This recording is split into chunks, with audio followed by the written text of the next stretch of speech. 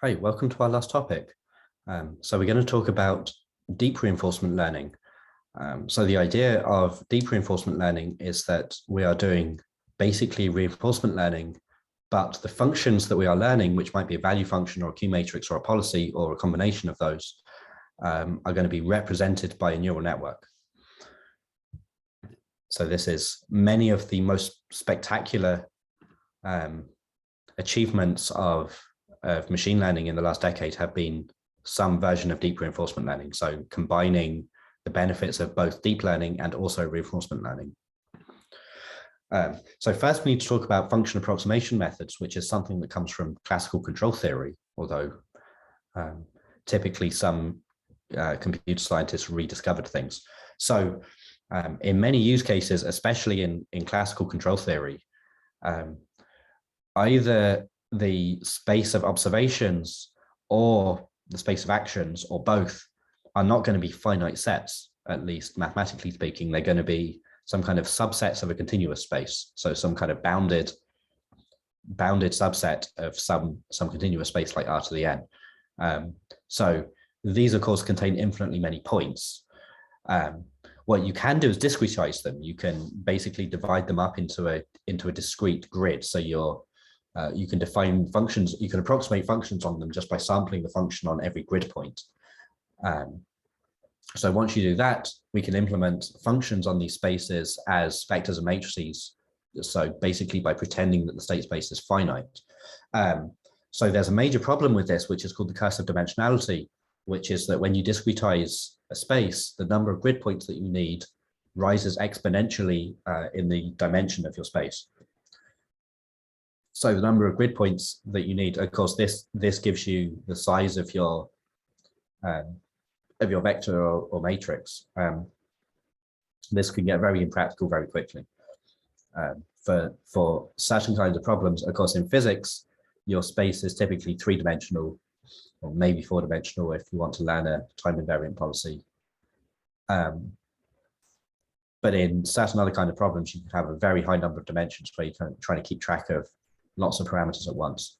So there's an alternative to discretizing, which is slightly less obvious, which is that we implement some kind of finite approximation scheme for functions on this space. So we keep the space as it is, but we represent functions on it in some way other than sampling them on grid points. So a very common and popular thing is that you can approximate functions by polynomials. And actually there's several different ways to do this with various trade-offs. So you can do this where you represent all your functions as polynomial approximations and you store a vector of the polynomial coefficients. So you end up doing a lot of kind of polynomial algebra. So this is kind of standard in classical control theory and uses of value iteration and that kind of thing. So the idea of deep reinforcement learning is exactly the same kind of thing, but we're going to use neural networks as a function approximation method. So we can use neural networks as a kind of finitary method of approximating an arbitrary function. And the thing about deep learning is that deep neural networks are unreasonably effective at representing functions on a very high dimensional domain. Okay, so deep learning is a kind of general principle that can be combined with various different flavors of reinforcement learning we've talked about. So several different things that we might want to learn in different types of reinforcement learning, value function, Q matrix, target policy, behavioral policy, multiple behavioral policies, some kind of combinations of these things tied to each other. Any of these can potentially be represented by a neural network. And of course, whereas updating a lookup table is easy, updating a neural network is not so easy. So you need to do this via the way that you train a neural network, which is backpropagation and gradient descent. And if you remember, I said at some point that the environment being known or unknown is not a kind of hard binary distinction because you can assume more or less about it. This is what I had in mind, is that when you do deep reinforcement learning, you choose a neural network architecture, and that choice of architecture is implicitly encoding some assumptions that you're making about about the problem domain, for example, about the state space. So, for example, if you use a convolutional neural network, you are probably assuming that the state space is some kind of space in the physical sense. So it's something like images or something like that. An idea which doesn't really stand up to hard scrutiny, but which I quite like anyway, is that we can think of deep reinforcement learning as being a sort of cognitive theory of game theoretic agents. This doesn't really stand up because deep learning doesn't look very much like human cognition in the end. But I still quite like this idea anyway, at least as a philosophical guiding principle. Okay, now from here to the end, we're just going to talk about basically examples. This is sort of for fun, or to bring you to something like the cutting edge. So deep reinforcement learning has been spectacularly successful for a lot of things, but one of the things, maybe the single thing that's been most successful at, is game playing. And by game playing, I mean playing real world games, not games in the sense of game theory. So at the beginning of what you could call the deep learning revolution, so this is around 2012-ish, the game Go was considered something like a grand challenge problem. This is the status that chess used to have in between approximately Turing and the time when Deep Blue defeated Garry Kasparov. So when I was a undergraduate, which is just a few years before this, I graduated in 2012. Conventional wisdom was that the game Go would not be solved in my lifetime. And by solved, I mean there would not be superhuman play by a computer. So this turned out to be extremely wrong. So Go, I'm not going to explain how the game of Go works, but it's combinatorially much larger than chess in terms of just the number of combinations of moves that can happen. And it also turns out to have fewer usable heuristics than chess that can be exploited by tree search methods to narrow the search space. So that means that the methods that had been extremely successful for chess had been relatively unsuccessful for Go and had failed to achieve world champion level play. So Alphago was a reinforcement learning agent that was created by Google DeepMind, and it basically uses value iteration as a heart. So it represents both the value function and also a learned policy alongside it. So this is one of the methods we talked about, and these two functions are going to be represented by independent convolutional deep neural networks. So training was done in two phases, and actually this is going to be a common theme to the next two examples as well. There's kind of pre-training by supervised learning on recordings of human games. So that's kind of initializing the neural networks to a reasonable state. And then after that, it learns by multi-agent reinforcement learning, basically playing against copies of itself. And in 2017, AlphaGo defeated the human world champion, so achieved superhuman play. AlphaGo has now been superseded by AlphaZero, which can defeat it. But AlphaZero, if you give it different training data, can also learn other games, including chess.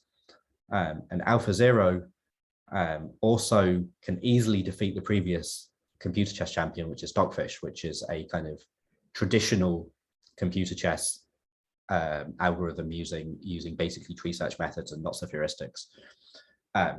It's worth noting that the instances of AlphaZero that achieve world champion level play at Go and chess are separate instances which are trained independently. So you kind of do a fresh start and you learn a different policy on different training data.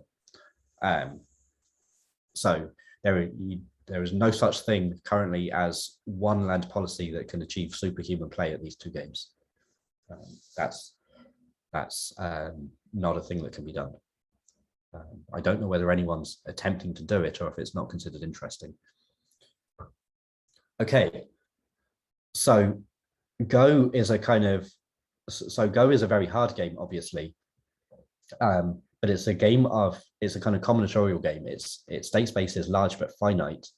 And it's also a perfect information game. All information is available at all time. It's also a turn-based game.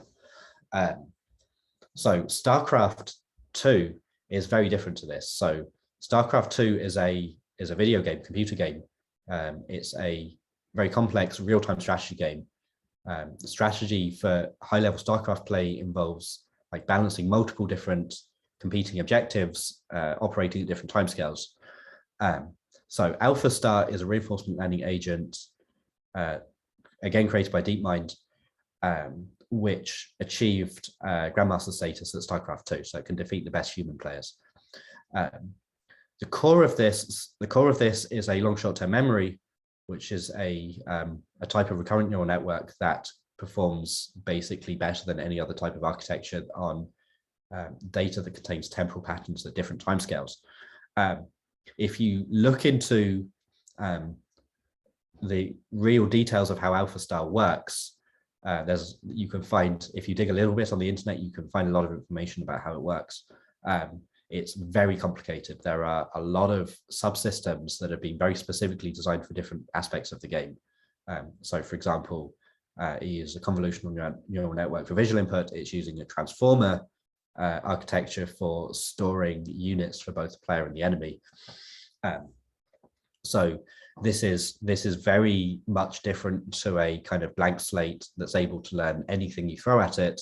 This is something that's been really specifically architectured for Starcraft and related games specifically. Again, it's pre-trained with supervised learning on recordings of human play, and then trains against itself playing the game through an API that was provided by the game's developer, Blizzard, with payoffs are based on win rate. And it used so it was reinforcement learning through playing against instances of itself with a complex kind of league structure to make sure that every instance was training against a kind of wide diversity of other instances that were using different kinds of strategies. And this was necessary because human players do different kinds of things, and it needed to be able to respond to it. Okay, the last example we're going to look at is Atari Games. So there's a benchmark suite, Atari 57. This is a benchmark suite of 57 games for the Atari 2600. So this is an old games console from the 80s. And the idea of this benchmark is that it's supposed to is benchmark designed for generalizability. So performance at a kind of wide range of different tasks, because these 57 games are quite diverse. They contain games of many different genres. So anything that can master all 57 games has a fairly high degree of generalizability.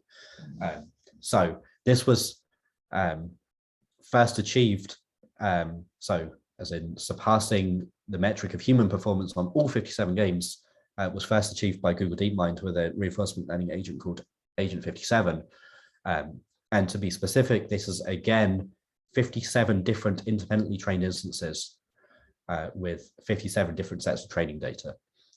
There is no policy that can play all 57. So somewhat like AlphaStar, this is using similar methods with multiple subsystems, but now it's kind of less specifically tied to that one game, Starcraft. These games are, of course, much simpler.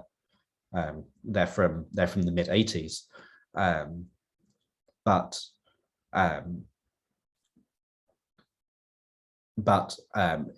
to do well at all of them also requires a very kind of complex system. So these subsystems are much less kind of specialized. A lot of them are specialized to different classes of memory, like short-term memory, long-term memory, and episodic memory has separate subsystems. And there's also a convolutional subsystem for visual input. And at the heart, it's again is a LSTM, long short-term memory for learning temporal patterns. So the thing about Agent 57 is it's learning multiple behavior policies simultaneously. So this is one of the kind of new things it did is instead of having a single behavior policy, it would have multiple different behavior policies, because some of these games was apparently very difficult to find the kind of a good enough policy, so it needed to do a very high amount of exploration. So, and these are driven by some kind of artificial curiosity metric, which is some kind of loss function that measures the discovery of new data. Another interesting thing about Agent 57 is that it's distributed reinforcement learning, by which I mean it's multi-agent reinforcement learning, where the agents are actually running on physically separate machines and interacting on a computer network. An interesting thing to end on is that Agent 57 was surpassed on all 57 games in the benchmark suite by a new reinforcement learning agent called mu0, and mu0 also has surpassed AlphaZero at both Go and chess. So mu0 is now the human world champion at both Go and chess, but it can also play at above human level on 57 Atari games. Again, to re-emphasize, for different policies trained from scratch on different training data. So at the time I'm recording this, I believe this is the current state of the art.